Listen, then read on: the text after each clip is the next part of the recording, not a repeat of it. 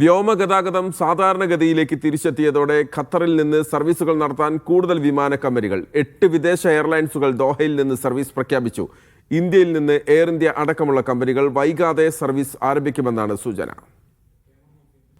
Fly Dubai, Air Arabia, Oman Air, Royal Jordanian, Tarco Aviation, US Bangla Airlines, Middle East Airlines, Himalaya Airlines എന്നിവയാണ് ദോഹയിൽ നിന്ന് അടുത്ത ദിവസങ്ങളിൽ service പുനരാരംഭിക്കുന്നത്.